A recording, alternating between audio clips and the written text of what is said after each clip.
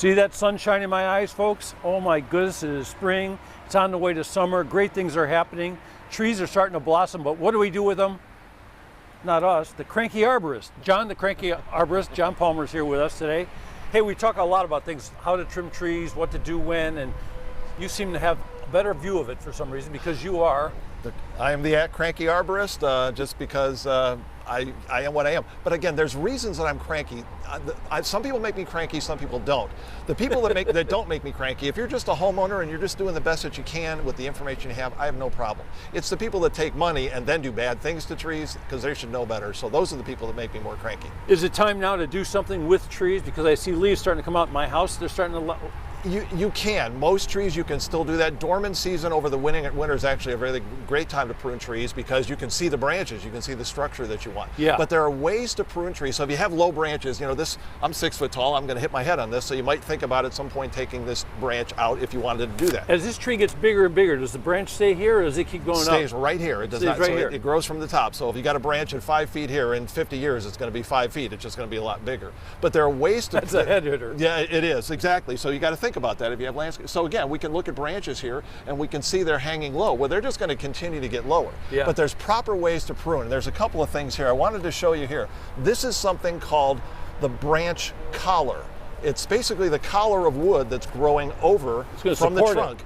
That's where the support is or whatever. Too many people actually prune improperly and they cut the branch flush with the trunk. They wound it. That significantly wounds it. You'd never want to make a flush cut on a tree. So if I were to cut this branch, don't worry, the management is they're not gonna be upset with me. If I were to cut a branch, ooh, I would cut it probably right here and leave maybe ½ inch.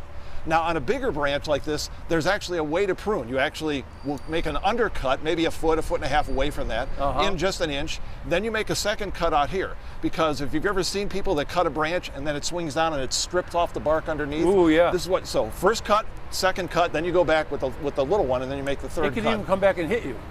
I could, and the bigger they are, the more nervous I get about that. But again, no flush cuts, cut just outside of the branch collar, because this is where the tree is going to seal over and cover over that particular wound. Okay, so we get leaves and stuff growing on all this, so we don't care about this, we're getting rid of it because it's too low, it's going to be too low forever. It's too low forever, and again, you're not going to harm the tree with that. So let's just take this one because it's growing. So I would cut this right here because it's too low.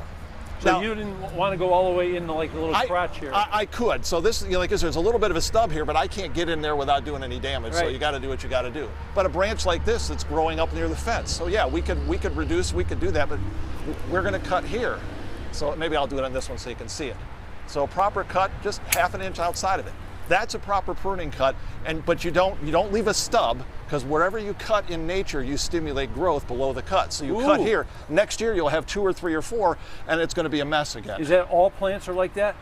Most, but it's a general principle. But as far as trees, yeah, they will grow like that, or they will die. In fact, we don't have to look at it now, but there's a tree over here. It's got 3 or 4 cuts on it. And they left a 2 foot long stub, and the stub's dead. Is it different for roses and things like that that are pretty barky? Yeah, a little bit. So we have to do a whole segment on pruning roses and other things like that. But hey, can people call you and have you come to their home? You know, sure. I train master gardeners. I travel all over the country and do that kind of stuff. But the point is, there are actually national standards about how to prune trees. The ANSI A300 standards, I talk about it all the time. We don't stub cut, we don't flush cut, we cut just outside of that branch bark ridge that I showed you, because trees have a genetic blueprint that they're going to grow according to, whether we like it or not.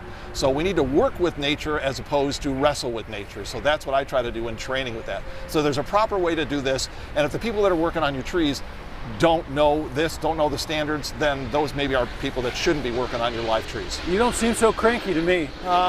Just give me time. Give me time. Hey, give John a call if you're got some trees in the yard, you want to figure out what to do with them and do it right. He'll help you out and he won't be cranky with you, he'll love you. And see me online at Cranky Arborist on both X and TikTok. I got some wonderful short videos if you want to learn more. There you go.